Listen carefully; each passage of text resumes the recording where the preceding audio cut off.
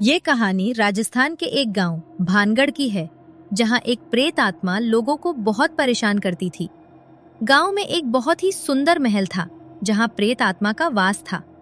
उस आत्मा की इतनी ज्यादा दहशत थी कि गांव का कोई भी व्यक्ति उस महल के पास जाने से भी डरता था। प्रेत आत्मा के बारे में एक बात बहुत मशहूर थी कि वो सिर्फ जवान लड़कों को ही उठाती थी। इस कारण गांव का कोई भी जवान मर्द महल की तरफ मुंह भी नहीं करता था। रात के समय तो माहौल और भी डरावना हो जाता था। तरह तरह की डरावनी आवाजें सुनाई देती थीं। लोग रात के समय एक दूसरे के घर जाने से भी डरते थे। कुछ समय पहले गांव का एक लड़का गलती से महल के अंदर चला गया था। उसके बाद उस लड़के को फिर किसी ने भी गांव में नहीं देखा। किसी को नहीं पता था कि वो कहाँ चला गया। गांव के लोग बहुत परेशान थे, पर इस मुश्किल का हल किसी के पास नहीं था।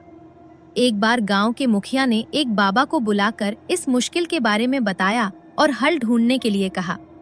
बाबा ने अपने शिष्यों के साथ मिलकर उस महल में जाने के बारे में सोचा, पर जैसे ही उन्होंने महल की प्रवेश द्वार पर पैर रखा तो बहुत तेज आंधी चलने लगी और बहुत अजीब और डरावनी आवाजें आने लगी। ये सब देखकर बाबा जी और उनके शिष्य बहुत डर गए और वहां से भाग गए। इस बात ने लोगों की आखिरी उम्मीद पर भी पानी फेर दिया। इसके बाद प्रेत आत्मा गुस्से में आ गई और लोगों को और ज्यादा परेशान करने लगी। प्रेत आत्मा ने गांव वालों को चेतावनी दी कि अगर आज के बाद फिर से ऐसी हरकत उन्होंने की तो इसका अंजाम बहुत बुरा होगा। ये चेतावनी सुनकर गांव वाले सहम गए और भी ज्यादा डरने लगे। जब कोई भी हल नहीं मिला तो लोगों ने मुखिया के साथ मिलकर पंचायत बुलाई और ये फैसला किया कि गांव के सारे जवान लड़कों को गांव से बाहर भेज दिया जाए। मुखिया ने सबको सूचना दी कि जैसा कि आप जानते हैं कि किले में प्रेतात्मा का वास है। वो गांव में रात के समय घूमती है और जिस घर में कोई भी जवान लड़का होता है वो उसे वश में करके किले में ले जाती है। फिर उसका कुछ पता नहीं लगता।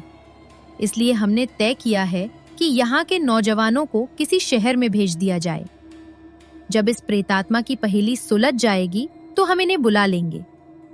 तभी गांव के एक बुजुर्ग जी खड़े हुए और बोले, क्या कह रहे हो मुखिया जी? हम बचपन से सुनते आ रहे हैं उस पहेली के बारे में। आज तक तो कोई उसे हल कर नहीं पाया। ये सुनकर सरपंच ने कहा, लेकिन इन बच्चों की रक्षा तो करनी ही होगी। कैसे बचाएंगे इन्हें उस प्रेतात्मा के कहर से?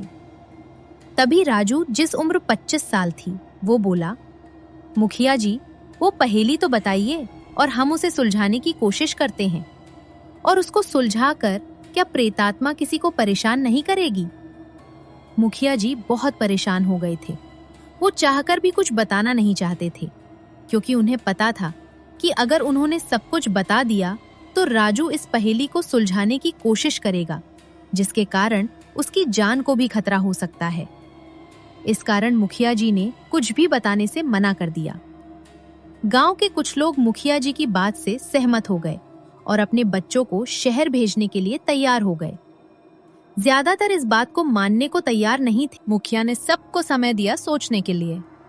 सभी गांव वाले अपने अपने घर चले गए। राजू जब अपने घर आया तो उसने अपनी माँ से पूछा, माँ, तुम्हें तो पता होगा उस पहेली के बारे में, मुझे बताओ ना। राजू की माँ ने भी उसे कुछ बताने से मना कर दिया।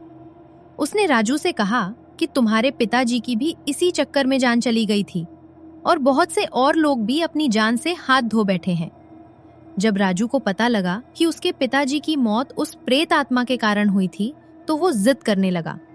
उसने अपनी माँ से कहा कि अब तो उसे इस पहेली के बारे में बताना ही पड़ेगा, क्योंकि वो अपने पिता की मौत का बदला लेना चाहता है। उसकी माँ ने कहा, बेटा, हम सब बड़े लोगों ने मिलकर ये फैसला किया है कि बच्चों को इस बारे में कुछ नहीं बताएंगे। तुझे मेरी कसम, मुझसे कुछ मत पूछ। कसम देने के कारण राजू चुप रह गया, लेकिन उसके मन के अंदर एक तूफान उठ रहा था। राजू को समझ में नहीं आ रहा था कि क्या किया जाए। फिर अगले दिन वो अपने दोस्तों से मिला और उन्हें सारी बात बता दी। उसका दोस्त नीरज बोला, भाई, मेरे भी चाचा ऐसे ही मारे गए, हमें पता लगाना ही होगा। ये सुनकर राजू ने कहा, भाई, अपने गांव में तो हमें कोई कुछ नहीं बता रहा, क्यों ना हम दूसरे गांव वालों से पूछें? मुझे लगता है कि दूसरे गांव वालों को जरूर इस पहेली के बारे में पता होगा। सभी दोस्तों ने अगले दिन जाने का फैसला किया। फिर अगले दिन वे दूसरे गांव में पहुंच गए और लोगों से पूछताछ करने लगे। कुछ समय बाद उन्हें एक बूढ़ी माई मिली। उन्होंने उस माई से वही बात के बारे में पूछा। बूढ़ी माई पहले तो चुप रही, फिर सभी दोस्तों को अपने घर ले आई। घर पहुंचते ही पहले उसने सभी दोस्तों को चाय पीने के लिए दी। फिर उसने कहा कि बेटा, सिर्फ तुम्हारे गांव के ही नहीं बल्कि और भी बहुत सारे गांव के लोग मारे जा चुके हैं इस पहेली के चक्कर में। ये बात सुनते ही सभी दोस्तों के होश उड़ गए। वे हैरानी से एक दूसरे की तरफ देखने लगे। राजू बोला, माँ जी, मेरे पिता भी जा चुके हैं, आप बस ये बताओ वो पहेली है क्या? तब बुढ़िया माई ने कहा, बेटा, अगर तुम वहां कभी मत जाना, इसी शर्त पर मैं तुम्हें बताऊंगी। जब सभी दोस्त समझ गए तो फिर माई ने बताना शुरू किया। उस बूढ़ी माई ने राजू और उसके दोस्तों को क्या बताया, ये देखने के लिए कहानी का दूसरा हिस्सा जरूर देखना।